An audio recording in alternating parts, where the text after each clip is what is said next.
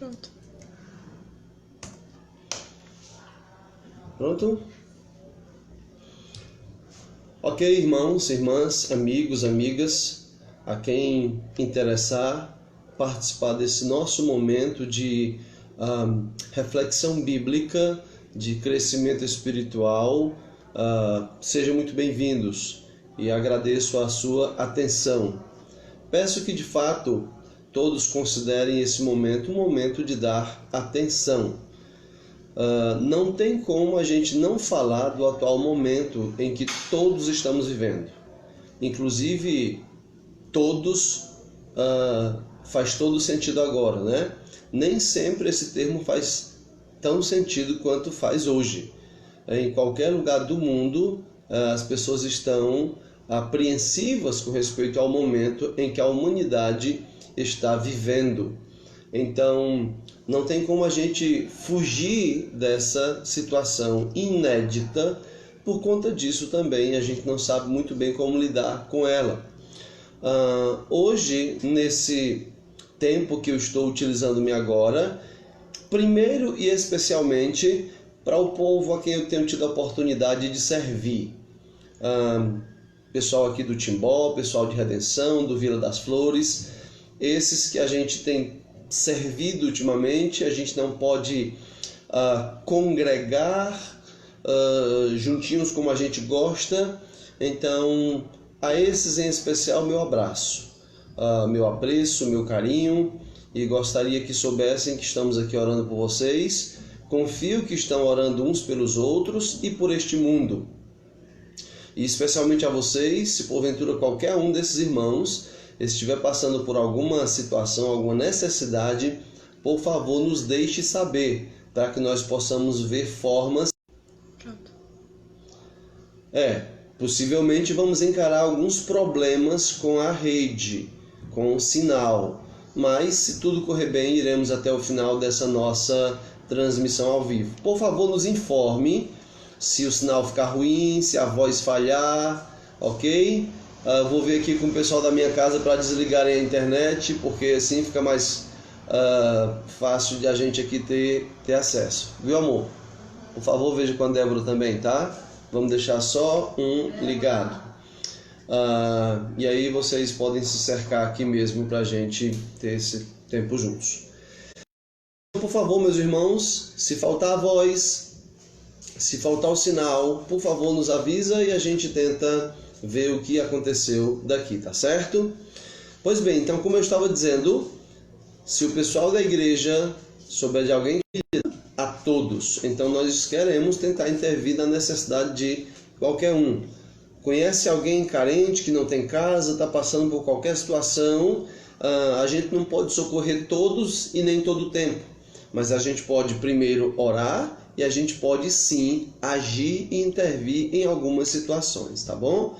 Não esqueça de fazer isso individualmente, mas também coletivamente como igreja nós podemos e devemos fazer, tá certo? Pois bem, eu queria começar, aliás, continuar, mas antes da mensagem propriamente dita, a gente não vai fazer um culto como costumamos fazer, né? Não tem como, né? Eu mesmo não gosto desse ambiente, de estar me dirigindo a meus irmãos por mídias e tal. Uma vez, esporadicamente, uma coisinha ou outra, tudo bem, mas eu não tenho esse hábito, eu não tenho essa habilidade. Eu gosto mais de estar olhando nos olhos, de pegar na mão, de estar próximo, mas é o que nós precisamos no momento e é o que temos no momento, e Deus vai abençoar o bom uso disso que temos. Então, não será um culto porque não estamos juntos, será um culto ao Senhor, porque a Ele sim, a palavra dele será lida e explicada, mas não é uma congregação como gostamos e como entendemos que é o melhor. Mas vamos como o Senhor tem nos permitido. Nós vamos orar, mas antes de tudo nós vamos uma canção que é extraída de uma referência bíblica que nós vamos ler. Portanto, ela tem muitos ingredientes bons que nos ajudam a adorar o Senhor, a louvá-lo. Então, eu vou colocar essa música. Por favor, você esteja ouvindo ou cantando ou cantarolando no espírito de oração. Que o Senhor nos ajude. Meu objetivo com esse momento é nutrir em nós, pela palavra de Deus, a fonte da esperança, nutrir em nós firme esperança nesse momento turbulento também, ok? Então eu vou colocar a música e então você, por favor, acompanhe aí.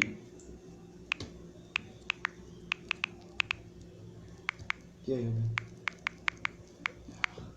É porque pedindo pra casa ficar ruim, vou fixar o comentário no seu. Precisa lá,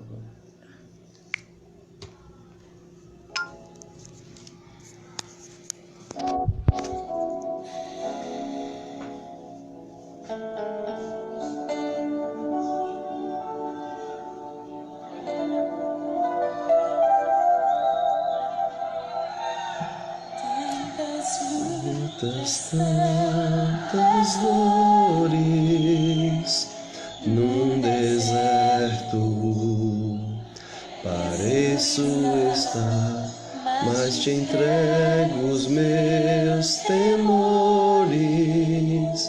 Sei que em ti, Senhor, posso confiar. Quero trazer à memória aquilo que me dá esperança. Trazer à memória aquilo que me dá esperança.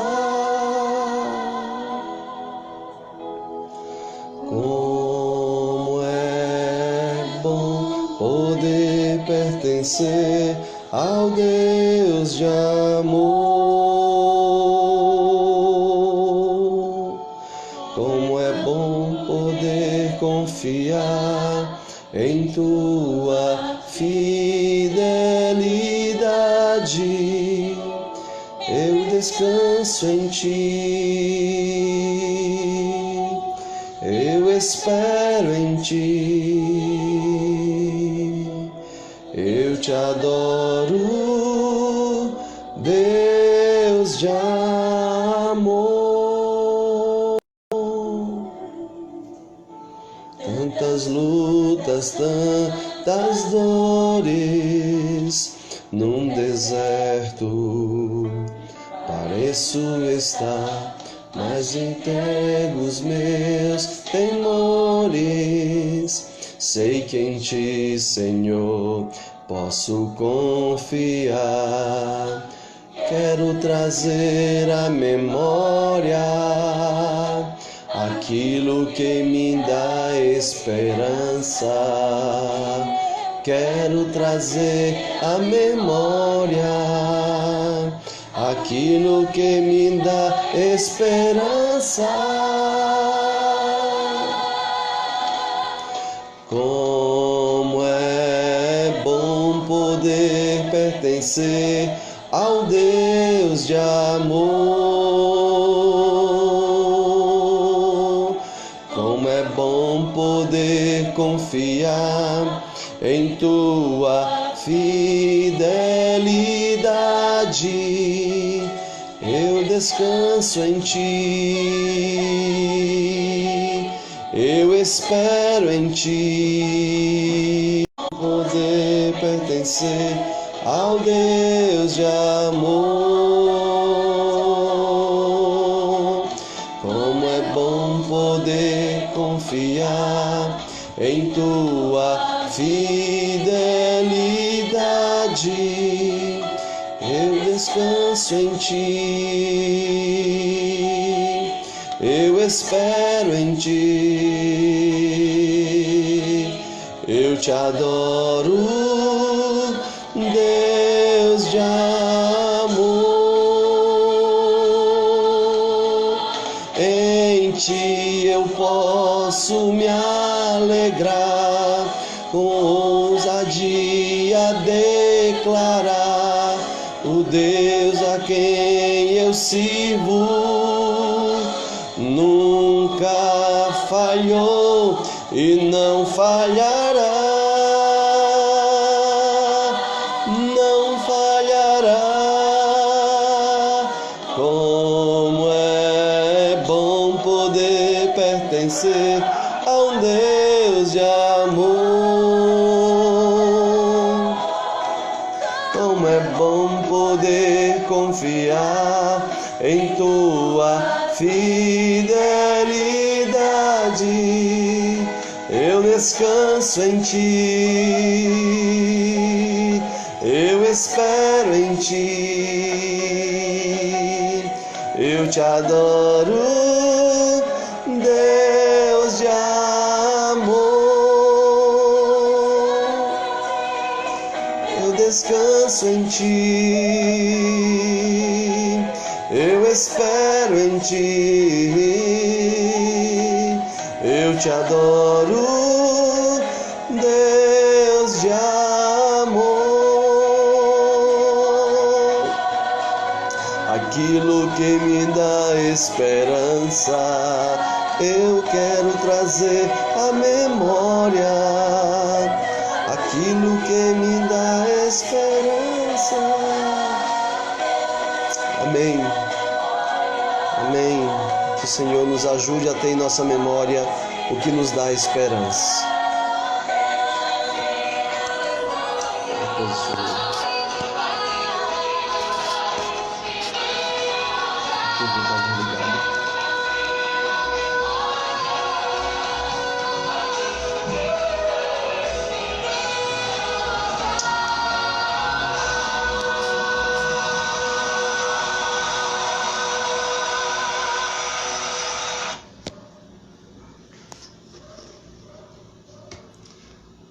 Pois bem, que o Senhor nutra no meu coração e no seu, por meio da sua palavra nessa tarde, memórias que nos trazem firme esperança.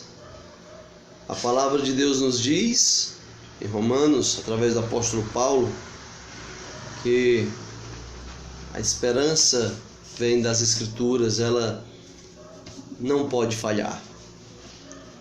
Temos motivos de ter firme esperança no Senhor.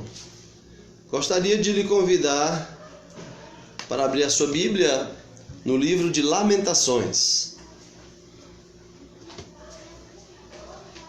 Lamentações de Jeremias. E por favor, se falhar alguma coisa, não ouvir a voz, de alguma forma cair a rede aí, avise, a Gabriele vai estar a postos aqui para a gente tentar corrigir a situação. Enquanto você procura Lamentações de Jeremias, vale a pena lembrarmos os motivos pelos quais estamos fazendo essa mensagem. É porque a igreja decidiu, prudentemente, acatando conselhos do livro de Provérbios, decidiu seguir as instruções do governo, das autoridades constituídas por Deus, e também movidos por amor ao próximo, de não colocar em risco não só nossa saúde, mas de não sermos nós transmissores dessa enfermidade a outros. Acatando tudo isso, decidimos então que estaríamos passando por esse período também de quarentena. Mas sempre devemos lembrar, nós não fazemos isso por medo de morrer. Se qualquer um dos que estão ouvindo nessa tarde, porventura tem se fechado em casa, porque tem medo da morte, meu amigo, minha amiga, eu queria te convidar a perder o medo da morte. Nós temos outros motivos pelos quais devemos nos fechar em casa esses dias. Mas a morte, com certeza, não é um problema para aqueles que verdadeiramente confiam no Evangelho. Então nós não estamos em quarentena por medo da morte. Essa foi vencida pelo nosso Salvador, nosso Messias e Senhor Jesus Cristo na cruz do Calvário. E Ele venceu por nós, para nos dar esperança de que a morte não é mais um problema para nós. Portanto, esse não é um motivo pelo qual nós estamos enclausurados. Nossos motivos são outros. Amor ao próximo, respeito às autoridades, princípios bíblicos de prudência, mas de forma alguma medo da morte. Aproveito para dizer também, sigamos as regras de boa conduta nesse momento. Isolamento até onde possível, é claro. A gente não tem como se isolar 100%, mas quando não for possível, com muita cautela. Cuidado com a higiene, cuidado com a fala, com tudo isso. Também aproveito para lembrar que está no início só, irmãos. Nós estamos no início desse tratamento aqui no Brasil, aqui no Ceará. Então tudo indica que a semana que entra agora, que começou hoje, até o próximo domingo, por todos os prognósticos dos profissionais, é o momento alto do pico. Quem pegar essa doença nessa semana é quem vai estar em grandes problemas lá para o meio do mês de abril, para o final do mês de abril. Então esse é um momento de realmente levar a sério isso. Portanto, levemos a sério. Não é fácil para nenhum de nós, é inédito. Quem de nós já foi obrigado a ficar em casa por dias desse jeito? É inédito, mas com sabedoria e prudência nós podemos fazer isso. Lembre-se, tem gente que gostaria de ter uma casa para estar dentro dela e não tem, e por isso não pode. Esses estão em maior dificuldade. Oremos também por eles e até onde possível socorramos estes. Ok? Lembre então dessas questões. Lamentações de Jeremias. O livro de Lamentações, como o próprio nome diz, é um livro de lágrima, de choro. Então vamos entender um pouco do que se trata esse livro para que nós possamos compreendê-lo. O profeta Jeremias, que é o seu autor humano, passou mais ou menos 40 anos pregando para o povo de Israel, para o povo de Judá, para que eles se arrependessem dos seus pecados, que eles abandonassem práticas que estavam trazendo a fúria de Deus contra eles, que se voltassem ao caminho reto, ao caminho do Senhor, as Escrituras. Durante quase 40 anos, Jeremias pregou, profetizou, foi perseguido e pouquíssima gente, praticamente ninguém, creu na mensagem. O que aconteceu depois disso? Mais ou menos no ano de 585 a.C., aproximadamente nessa época, Deus deu como cheia a taça da sua ira.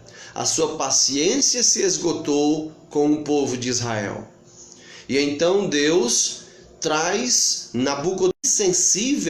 Ao invés de clamar a Deus, o que eles fizeram foi pedir ajuda ao Egito, ao rei do Egito. Nabucodonosor veio contra Israel, derrotou o Egito e sitiou Israel, ou seja, cercou com muita força. Se tiver algum problema aí, vocês me avisam. Se parar, vocês me avisam para eu parar aqui também, tá bom? Então, Nabucodonosor vem e cerca Israel, mas é um cerco tão forte que Israel fica em escassez de alimento, começa a passar fome e sede, as pessoas começam a morrer de fome. E é tal a situação que há registros onde as pessoas passaram a comer carne humana, canibalismo, mães comendo suas crianças, por exemplo. Então, a situação era terrível, terrível.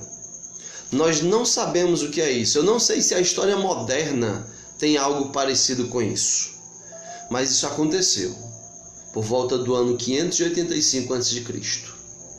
É nesse contexto de fúria divina, porque foi isso. É nesse contexto onde Deus derrama sua ira contra um povo que o abandonou. Apesar dele ter feito o que fez por este povo, ter criado ele para a sua glória, esse povo se volta contra Deus. E então Deus derrama sua fúria dessa forma. Eu sei que falar num Deus que se enfurece, que se ira, numa época como hoje, muito melindrosa, é motivo de alguns não quererem se identificar com esse Deus. Bom, deixa eu lhe lembrar que Deus não necessita do nosso carinho ou da nossa atenção, da nossa anuência, da nossa concordância. Deus não precisa, não carece da nossa simpatia. Quer você goste ou não, Ele é assim. Ele é justo, bom, misericordioso, amável. E também é Deus que se enfurece, se ira contra o mal e contra quem ama o mal. Essa historinha de que Deus odeia o pecado, mas ama o pecador, eu não confiaria muito nela não. Porque passa a ideia de que o pecado seja uma entidade que pode ser separada de quem o pratica. Não. Castiga o pecado na pessoa que o pratica. Com o lago de fogo, o inferno também, que vai ser lançado dentro do lago de fogo. Quem é que vai ser lançado lá conforme a verdade bíblica? Será os pecados ou os pecadores? São os pecadores. O pecado não é uma coisa que você pode separar do pecador. Não, o pecado existe porque o pecador o tem, o pratica e o ama. Então, Deus fez isso no passado não só uma vez. Basta lembrarmos das ocasiões do livro de Juízes. Quantas vezes o povo abandonou Deus e Deus veio e disciplinou com castigo? O povo abandonou Deus, o povo veio e disciplinou com castigo. O povo se voltou para Deus, ele perdoou. O povo disciplinou com castigo. Na verdade, esse não é um problema em Deus. É um problema nosso.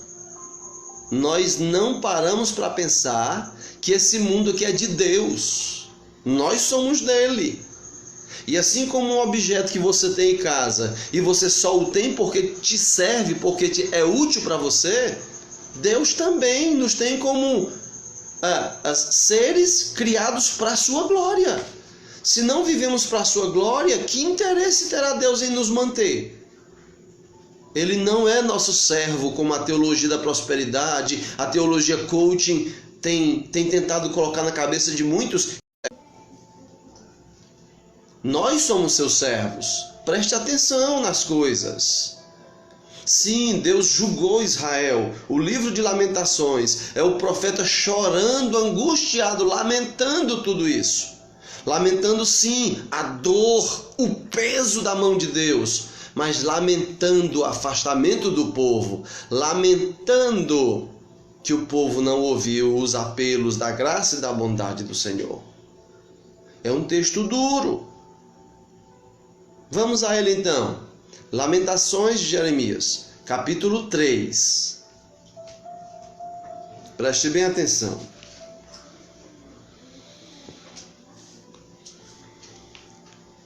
Eu sou o homem que viu a aflição, pela vara do furor de Deus. Ele me levou e me fez andar em trevas, fez envelhecer a minha carne e a minha pele, despedaçou os meus ossos. Verso 5. Edificou contra mim e me cercou de veneno e de dor. Verso 6. Fez-me habitar em lugares tenebrosos, como os que estão mortos para sempre. Cercou-me de um muro e já não posso sair.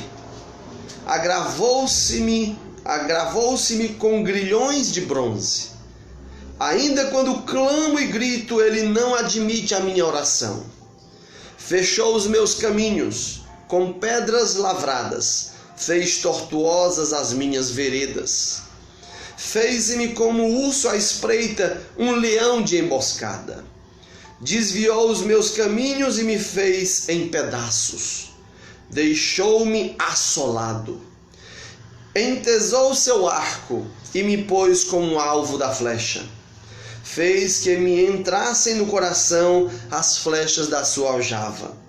Fui feito objeto de escárnio, de vergonha, de vexame, para todo o meu povo e a sua canção todo dia.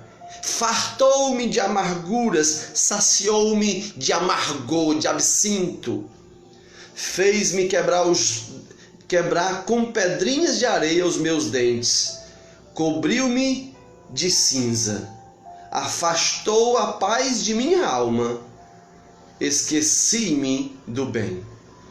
Então disse eu, já pereceu a minha glória, como também a minha esperança no Senhor se foi.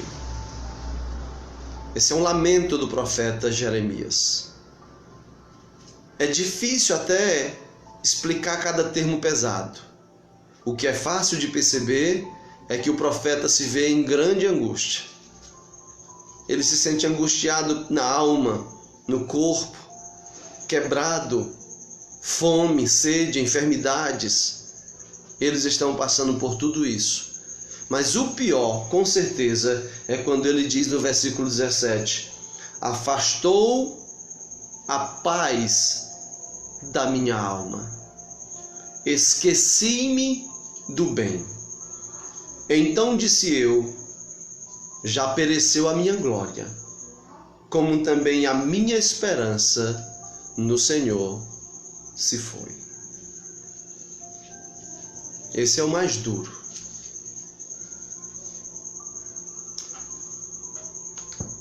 A Bíblia Sagrada é um livro incrível. Muitos querem negar essa realidade e têm pago um preço alto de ignorância. Culpa muitas vezes, ou todas as vezes, da religiosidade, que transformou a Bíblia num livro meramente religioso e às vezes enganoso, só para atrair recursos, seguidores para as religiões. Mas a Bíblia é um livro incrível. A Bíblia é um livro fantasticamente incrível, perfeito, é a própria verdade, pois o autor da verdade é o Espírito dela. A própria verdade é a verdade dela. Jesus Cristo disse: eu sou o caminho e a verdade e a vida. Ninguém vem ao Pai senão por mim. Jesus falou: Pai, santifica os teus filhos na verdade. A tua palavra é a verdade. Portanto, a palavra e Jesus se fundem como a verdade. Então, assim como Jesus é perfeitamente bendito, a palavra também é. Exalte a palavra do Senhor. Aproveite esses dias para exaltá-la ainda mais. Você tem tempo agora. O Senhor nos obrigou a ter tempo. Por que eu estou exaltando a palavra? Porque aqui está um momento onde muitas vezes nós nos perguntamos: por que se foi a minha paz? Por que eu estou ficando sem esperança? Oh, meu querido irmão ou irmã, todos os servos de Deus perecem daquilo que todo mortal perece: fraqueza, pecado, desânimo. Deus não escondeu as fraquezas dos seus servos. Nós não temos na Bíblia heróis perfeitos, a não ser um só, em quem o título de herói é pequeno e é pouco, pois se aplica até à fantasia dos homens. Mas Jesus Cristo é o único que desfrutou e desfruta de perfeição. Mas fora Ele, todos os seus servos e servas carecem de socorro constante, carecem de apoio e de ajuda do céu.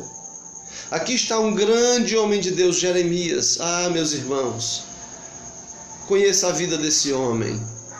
Conhecemos Paulo, Pedro, Moisés, Davi, mas Jeremias, sem dúvida, é um dos grandes pecadores que amaram o grande Deus. Homem fiel, que semeou em solo duro. Quantos de nós desanima quando está pregando, servindo e não vê fruto? Aqui temos um homem de Deus que por 4 décadas pregou fielmente em Israel e foi perseguido, preso, jogado numa cacimba de lama, passou fome e permaneceu fiel. E mesmo fiel, foi afligido pelo pecado do seu povo. E aqui está ele, sentindo-se sem paz, sentindo que a esperança se foi. Oh, meus irmãos, os dias são tenebrosos. Nenhum de nós viveu isso. Eu não conheço ninguém que tenha vivido algo parecido. Eu tenho 44 anos de idade. Não conheço ninguém que tenha passado por algo semelhante. Nunca sequer ouvi falar que algo tenha acontecido, onde toda a população mundial foi convidada, convocada e até obrigada a ficar dentro de suas casas. Nem nos períodos de guerra isso foi assim, até onde eu sei. Vivemos dias difíceis. Está faltando sua paz? A esperança parece que está fugindo das suas mãos? Isso aconteceu com Jeremias. Mas tenha calma. Não se desespere assim. Calma um pouco mais. O texto ainda não acabou.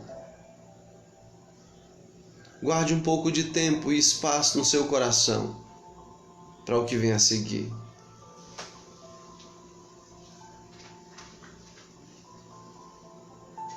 Versículo 19, Jeremias diz: lembra-te da minha aflição e do meu pranto, do absinto e do veneno. Primeira coisa que devemos ver como um impulso da fé no pecador, mesmo quando este vê a sua paz murchando ou perdendo o brilho, ou a esperança se esvaindo.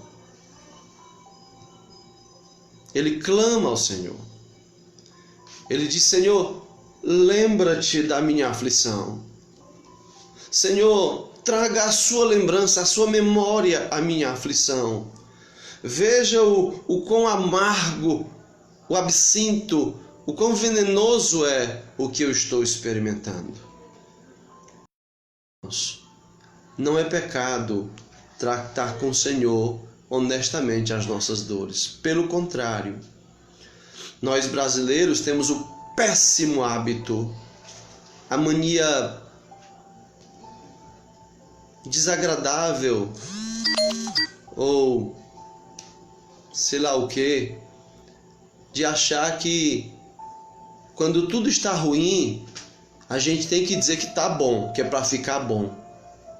Porque se a gente disser que está ruim, pode piorar. Tolice. Tolice. A gente deve ser grato ao Senhor quando as coisas vão bem. E quando elas não estiverem bem, a gente deve se dirigir ao Senhor com mãos erguidas. Não como rebeldes, revoltados, mas como filhos honestos. Como é que um filho com fome se dirige ao pai? Eu estou com meus filhos aqui na minha presença. Tenho um menor que é o Isaías filho. Ele não tem dificuldade quando está com fome. Ele não pergunta se tem. Ele só diz: eu estou com fome, eu preciso comer.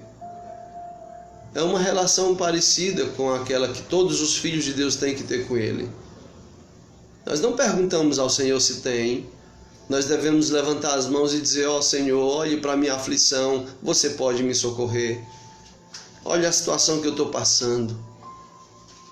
Não é bonito querer enfeitar as coisas para o Senhor, pois Ele sabe de todas as coisas. Aqui está o profeta nos ensinando por seu exemplo, pela sua angústia, pela sua dor. Volte-se para o Senhor. Jeremias convida por esse meio, ainda no meio da angústia, o povo de Israel a clamar ao Senhor. O Espírito do Senhor, o Espírito da palavra também nos lembra hoje: clamem ao Senhor, clamem ao Altíssimo. Depois, no versículo 20, ele diz: minha alma continua. Eu lembro de tudo isso, e isso me abate. Ele não nega isso. Por que nós vamos negar as nossas lutas, as nossas dores, as nossas angústias? Mas eis que nesse ponto, Jeremias então toma uma decisão. Na versão atualizada que eu estou usando, a Bíblia diz no verso 21, quero trazer à memória o que me pode dar esperança. Há uma outra versão que começa dizendo, porém trarei à memória o que me pode dar esperança. há um comentário de Charles Spurgeon que ele diz que Jeremias é como se ele dissesse assim: eu ousarei trazer à memória aquilo que pode alimentar minha alma de esperança. Aqui está o ponto, irmãos. Aqui está a fé. Aqui está o Espírito do Senhor habitando num pecador frágil como eu, como você, como Jeremias. Em meio a essa catástrofe, essa luta, essa dificuldade que nós não sabemos até onde vai, em meio a tudo isso, não podemos sair, a vida está diferente, e aí vamos só ver a nossa paz perdendo o brilho, ver a nossa esperança diminuir? Não, não. Eu ousarei trazer à memória aquilo que pode me dar esperança. Eu ousarei. Eu, porém, ousarei. Agora, aí Jeremias agora vai falar o que é que pode trazer esperança a esse pecador. Escute bem, caro irmão. Versículo 22. Qual é a primeira coisa que ele diz? Que tem o poder, o potencial de ousadamente trazer esperança ao nosso coração. O que é?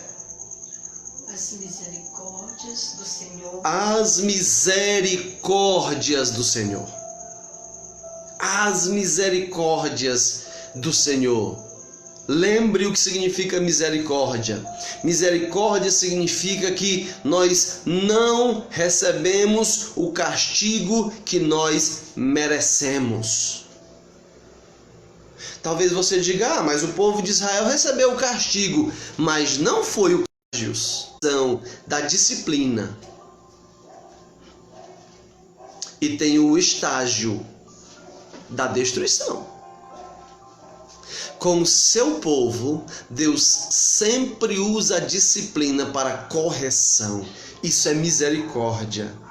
Pois todos nós merecemos ser consumidos na fúria de Deus pelos nossos pecados. Olha o Brasil. Quanta calúnia contra Jesus Cristo. Quanta zombaria do Evangelho. No carnaval, nas nossas mídias televisivas, nos cinemas. Quanto desprezo, blasfêmia, heresia. Quanto falso evangelho sendo pregado. Quanto enganador, enganando em nome de Deus. Enganando em nome do evangelho. Eu não sei onde ele tá parando. Fique segurando, porque aí você olha melhor.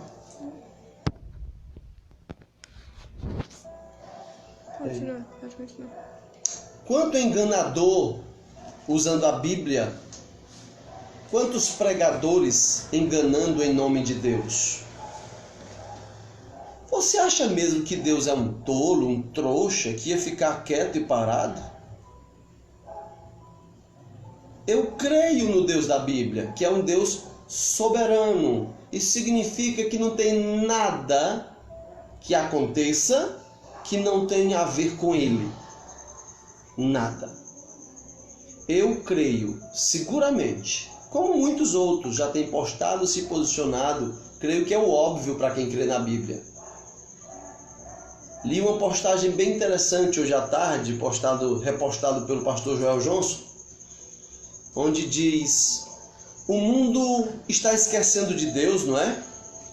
Trocando Deus por seus ídolos esportivos. Beleza, cadê eles?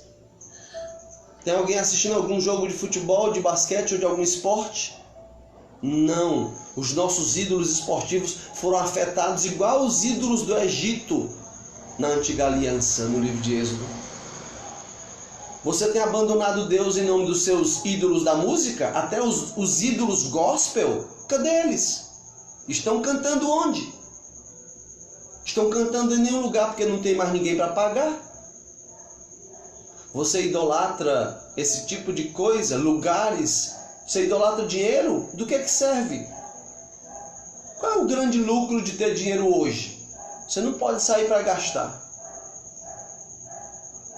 Então Deus está assim, agindo nesse mundo caído. Está disciplinando o seu povo e está castigando essa terra. Quanto a nós, vamos manter a paz e a esperança como? Trazendo à memória ousadamente o que me traz esperança. E a primeira delas é as misericórdias do Senhor. Pense um pouco nas misericórdias do Senhor. Eu vou me usar como exemplo. Nasci para a glória do Senhor. Ele me criou para a sua glória. Nasci no ano de 1975. E não vivi para a sua glória até o ano de 1993. Vivi para a minha glória, para os meus prazeres da carne e alegrar o diabo e as trevas. Maltratei e machuquei pessoas. Não vivi para a sua glória. Eu merecia ser destruído. Até o pó, até a lama do inferno. Mas Ele foi misericordioso comigo. Ele me achou nesse estado de perdição. E me amou daquele jeito, de um jeito tal que me atraiu. Com amor eterno, Ele me amou. E com ternura, Ele me atraiu. Isso é misericórdia. De 93 para cá tenho andado com Ele. Mas eu tropeço, eu caio, eu peco, eu erro. E Ele continua tendo misericórdia de mim. Me disciplina por misericórdia. Me amadurece porque é misericordioso. Ele poderia me destruir e dizer chega. Mas Ele permanece tendo misericórdia de mim. Olhe para a história bíblica. As maravilhas da misericórdia de Deus com o povo de Israel. Olha a misericórdia do Senhor com Pedro. Olha a misericórdia do Senhor com Paulo, perseguidor da sua igreja. Olhe para a história pós-bíblica. Como Deus tem tido misericórdia dessa terra. Quanta catástrofe. Império Romano que matou os cristãos, jogando nas arenas para os leões comerem. Colocou eles em estacas e tocou fogo para iluminar as ruas.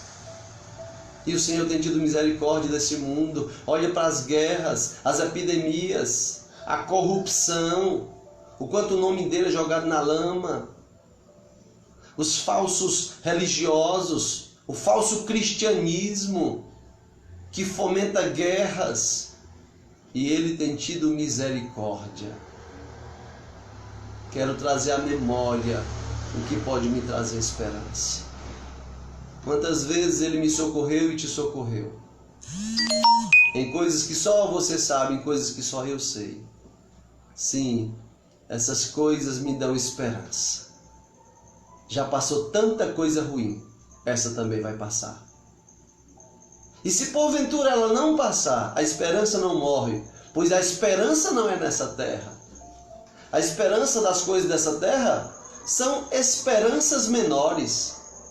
São esperanças pequenas, mas a esperança, ela é inabalável, pois foi garantida no dia que Ele, o crucificado na cruz, bradou, está consumado.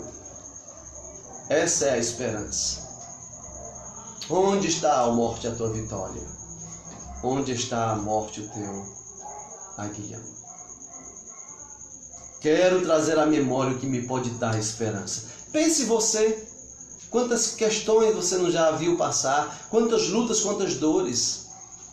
Traga ousadamente à memória o que pode te dar esperança. As misericórdias do Senhor.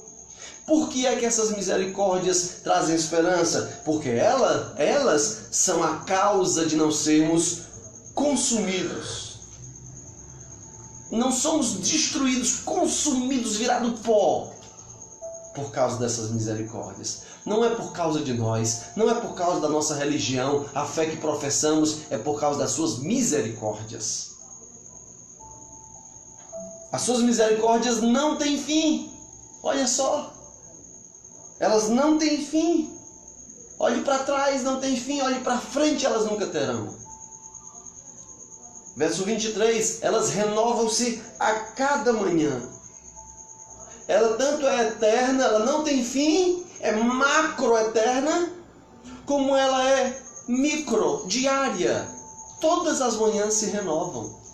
Por isso, todas as manhãs, agradeça ao Senhor. Porque começa um outro programa, um outro dia, uma outra página da sua história, escrita pela mão de Deus, na qual o capítulo sempre chama-se As Misericórdias de Hoje. Renovam-se cada manhã. Grande é a tua fidelidade. A fidelidade do Senhor é outro motivo pelo qual nós temos esperança. Sabe por que a fidelidade do Senhor é fantástica? É porque Ele não é fiel a mim, nem a você. Como alguns pensam e alguns clamam. Ah, Deus é fiel a mim. Não, graças à bondade dEle, Ele não é fiel a mim. Ele é fiel a Ele. Ele é fiel a Ele. E por ser fiel a si, Ele me ama. Ele é fiel àquele que é perfeito, Ele mesmo. Ele é fiel àquilo que é perfeito, o seu amor. E é por isso que mesmo nas minhas fraquezas, Ele me ama e cuida de mim, porque Ele é fiel a si e não a mim. E eu adoro por isso. Por isso Jeremias agora diz, verso 24, a minha porção é o Senhor, diz a minha alma. Ou seja, em meio a essa catástrofe, a tudo isso, eu tenho uma porção, eu tenho um quinhão, eu tenho um prêmio. É o Senhor. Ele é o meu prêmio. E quando Ele é o meu prêmio, não importa essa desgraceira toda. Não importa essa clausura obrigatória de estar em casa. Se o Senhor é a minha porção, tudo fica bem. Quero trazer à memória o que me dá esperança. A minha porção é o Senhor. Por causa disso, eu vou esperar nele. Portanto, esperarei nele. Você está esperando o coronavírus passar? É uma coisa boa, mas eis outra melhor para se esperar. Espere o Senhor. Espere o Senhor. Não sabemos quando o coronavírus vai passar. Não sabemos quando o Senhor vai vir. Mas podemos clamar junto com o apóstolo João. Vem, Senhor Jesus. Não por causa desse vírus, dessa doença ou dessa clausura, não. Porque sempre foi a minha esperança, o meu desejo maior, morar contigo. Esperarei nele. Aí agora Jeremias vai dizer que o Senhor é bom. Verso 25. Bom é o Senhor para os que esperam nele. Ele é bom. O Senhor é bom para quem espera nele. Bom para os que esperam nele. Você espera nele? Como vive os que esperam nele? Em santo procedimento e piedade, diz o apóstolo Pedro. Você vive esperando o Senhor, então você vive uma vida santa, de procedimento santo, reto e justo, uma vida piedosa, de amor às Escrituras, de dedicação à oração.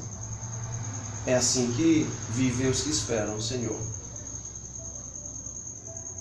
O Senhor é bom para os que esperam nele, para a alma que o busca, diz o final do versículo 25. Você tem buscado o Senhor?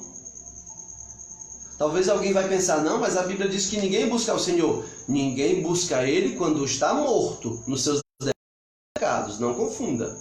Mas uma vez ressurreto em Cristo, nascido do alto, nascido de novo, habitado pelo Espírito, e você não está buscando, opa, cuidado, tem algo pior aí do que 10 milhões de coronavírus. O Senhor é bom para quem espera nele, para quem o busca. Busque o Senhor. Onde se busca Ele? Aqui. Onde se busca Ele? Aqui. Aproveite esse tempo, corrija o que estava errado. Culto doméstico, culto particular, devoção pessoal. Se o problema era tempo, já não é mais. Agora, crie a rotina para que quando esse vírus passar, você já tenha criado um novo hábito de busca ao Senhor. Faça isso. Isso traz esperança. Há esperança para a Igreja de Cristo. Há esperança para o amadurecimento do povo de Deus. Verso 27, ele é bom. Bom é para o homem. Aliás, desculpa, verso 26. Bom é aguardar a salvação do Senhor, e isso em silêncio. Você está achando chato? Não tem barulho nem nada? Aguarde a salvação do Senhor. É hora de fechar a boquinha. Aguardar a salvação do Senhor. Clamar: Senhor, vem buscar o teu povo, vem me buscar. Você aguarda? Você deseja? Espera um pouco. Sem conexão. Vai voltar. Você aguarda? Você deseja? Você vive essa santa ansiedade? Quero trazer à memória o que pode me dar esperança.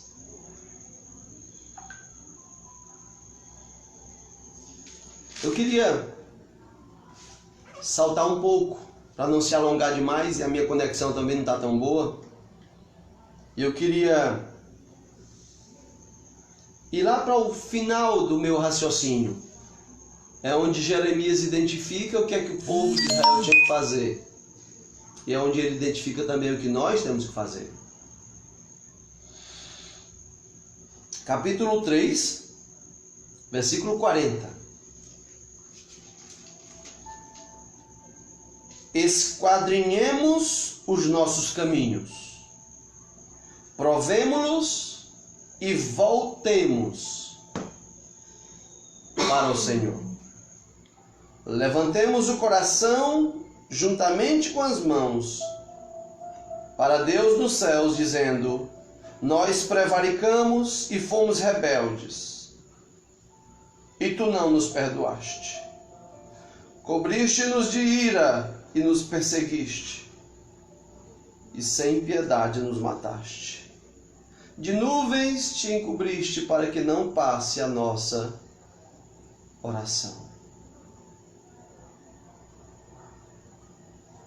O profeta Jeremias agora chama o povo de Israel para o arrependimento. Arrependimento pensado. Nos dias de hoje é muito fácil apelar à emoção.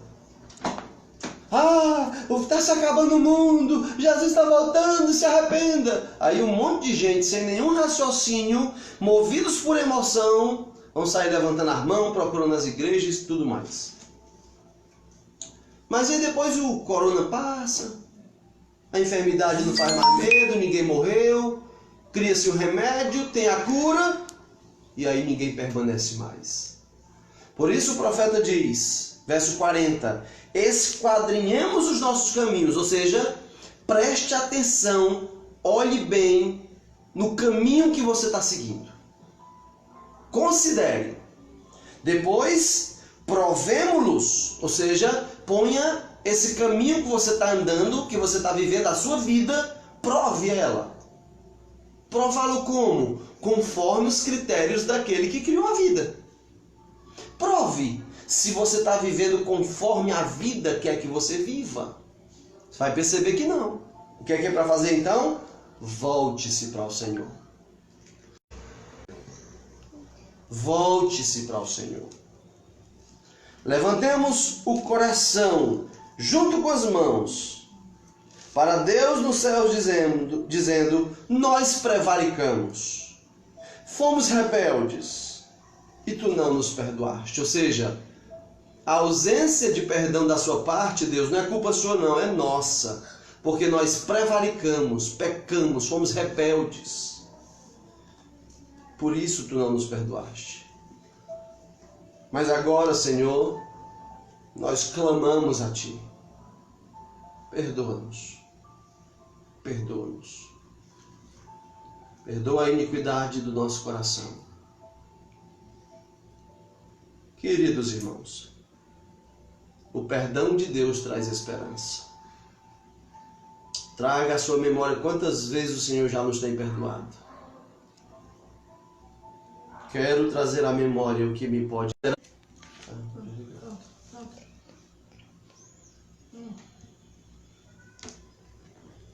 A esperança não confunde. Vamos encerrar. Junto com Jeremias, ousadamente, tragamos à memória o que pode nos dar esperança.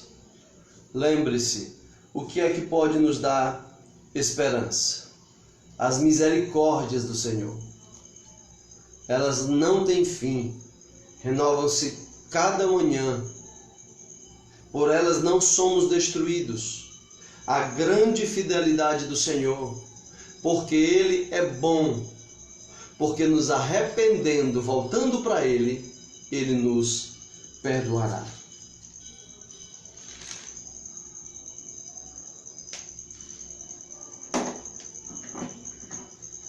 Que o Senhor nos ajude a termos firme nos nossos corações. Essa, sem dúvida, é a mensagem que o mundo precisa ouvir. Não por causa do Isaías, mas por causa da verdade da palavra. Não estou querendo dizer que todo mundo precisa ver a minha cara falando isso. Não, mas o mundo precisa ouvir essa mensagem. Se eles vão crer, isso não é um papel meu e nem seu.